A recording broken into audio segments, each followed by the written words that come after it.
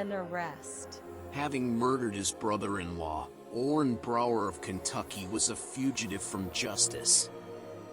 From the county jail where he had been confined to await his trial, he had escaped by knocking down his jailer with an iron bar, robbing him of his keys and, opening the outer door, walking out into the night.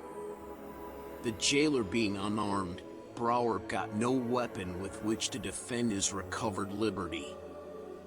As soon as he was out of the town, he had the folly to enter a forest. This was many years ago, when that region was wilder than it is now. The night was pretty dark, with neither moon nor stars visible, and as Brower had never dwelt thereabout, and knew nothing of the lay of the land, he was, naturally, not long in losing himself. He could not have said if he were getting farther away from the town or going back to it, a most important matter to Orrin Brower. He knew that in either case a posse of citizens with a pack of bloodhounds would soon be on his track and his chance of escape was very slender, but he did not wish to assist in his own pursuit. Even an added hour of freedom was worth having. Suddenly he emerged from the forest into an old road, and there before him saw, indistinctly, the figure of a man, motionless in the gloom.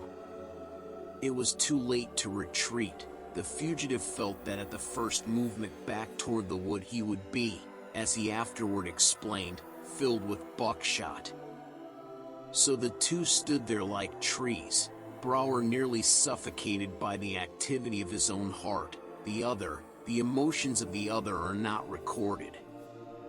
A moment later, it may have been an hour, the moon sailed into a patch of unclouded sky and the hunted man saw that visible embodiment of law lift an arm and point significantly toward and beyond him. He understood. Turning his back to his captor, he walked submissively away in the direction indicated, looking to neither the right nor the left, hardly daring to breathe, his head and back actually aching with a prophecy of buckshot.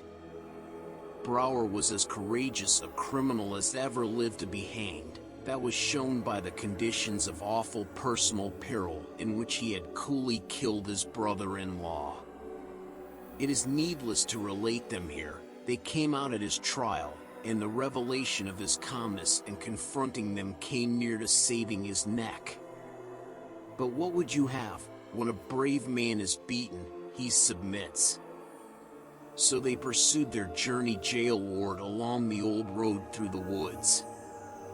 Only once did Brower venture a turn of the head, just once, when he was in deep shadow and he knew that the other was in moonlight.